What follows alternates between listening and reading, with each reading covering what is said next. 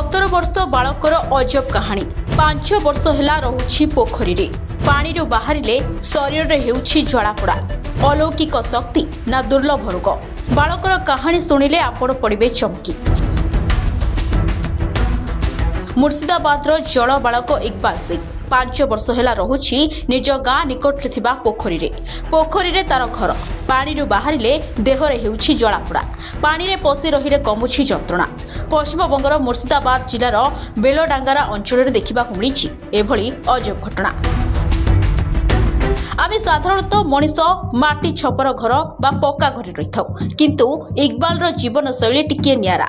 इकबाल घर पोखरी भितरे 5 वर्ष है से पानी भितरे रोची पानी रे खाऊची राति काटुची पोखरी भितरे। ए अजब बालक को देखा जमुची लोकों भिड़ आ सबुठारु आश्चर्य कथा हेउची एही बालक जनक पानी बाहरिले तांको देहरे जलापोड़ा हेउची पानी भितरे रहिले हेउनी जंत्रणा।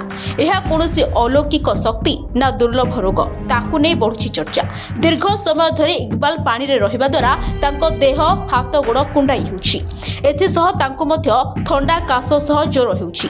केही केही एहाको विरल रोग बोली कहउछंती हेले इकबाल बापा मां को आर्थिक स्थिति भल नथिबारु कोनोसी बड़ डाक्टर को पाखकु नेबा संभव हेउनथिबा चर्चा हेउची।